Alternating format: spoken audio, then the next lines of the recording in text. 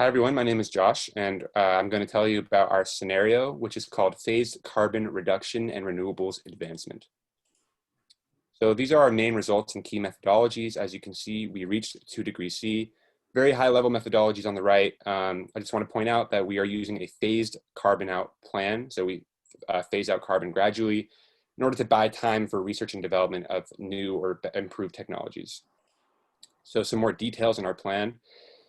We begin phasing out carbon first with a carbon tax in 2020, a moderate one, and then we start phasing out coal, oil, and natural gas in the years 2030, 40, and 55, respectively. That's based on their carbon intensities. And again, we are buying time for technological improvements, which we are saying is going to happen in 2050. And then we have an optional technological breakthrough in 2065, optional because we still are able to reach 2 degrees C without it. And we still meet our economic goals without it. Also, while we're buying time, we also have renewables and natural gas subsidies, as well as we pass various policy mandates in the year 2030, such as methane, N2O, and F-gases regulation, which has a large impact on our temperature change, as well as electrification and afforestation and reduced deforestation. So as you can see, we gradually phase out carbon, first coal, then oil, then gas. We also are pretty aggressive about carbon removal. The middle graph shows that our program pays for itself for the majority of its lifetime. So we are net positive cash flow based off of our carbon tax, and we would like to direct that money towards R&D, which is critical to our plan. We are at net negative cash flow for a brief period around 2060, just because there's so little carbon being emitted. The last graph shows the market price of electricity. This is what the consumer would see. And there's only a moderate increase, or actually a slowing of the decrease in the market price of electricity, mainly because of the carbon tax. We are still within 2000 levels, and eventually technological improvements drive the price down. The new technology is not required in order to get below the business as usual scenario. And this is our actions and outcomes for your review. But we've already covered most of what we talked through here.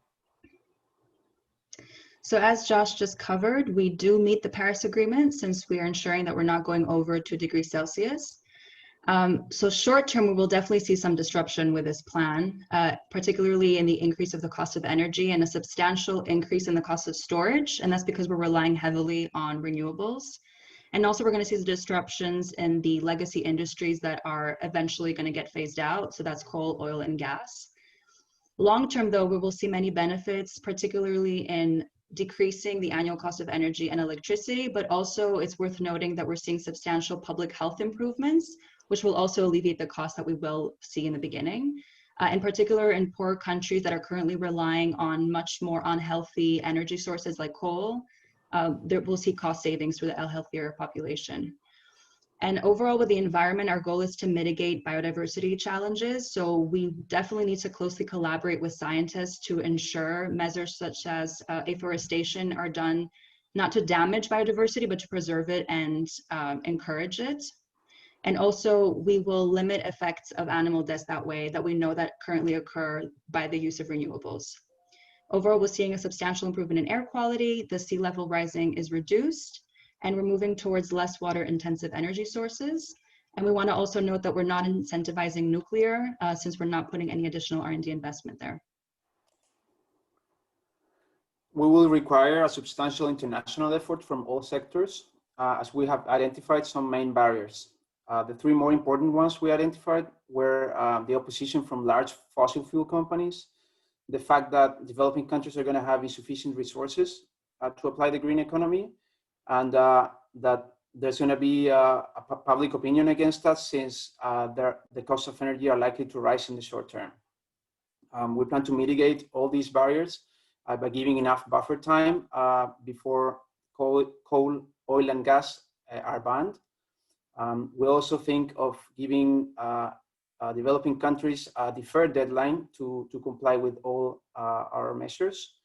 And regarding the energy costs, we're making sure that they don't exceed the costs that have been achieved in the last 2 decades. We need to start with global R&D investments as soon as possible, and we propose to start a global marketing campaign also. to educate people in advance that all of these rises in energy of costs are gonna come with a healthy long-term environment. Our proposed scenario encourages the most significant polluters to migrate to sustainable models. The big winners are first, the whole world population, as everyone's gonna have a healthier environment. Natural gas, bioenergy, and other renewable companies are gonna benefit from subsidies. Research labs and universities, entrepreneurs, and electric car manufacturers are also getting benefited. Among the losers, we'll have the fossil fuel companies, which will have to migrate to more sustainable business models. Energy consumers, agriculture, as well as they're going to be more restricted due to deforestation and afforestation policies. And finally, workers relying in legacy industries. En-ROADS was an extremely versatile tool. We went through an extremely great learning experience and fun experience also. The model really showed us very quickly what the different impacts of policies were.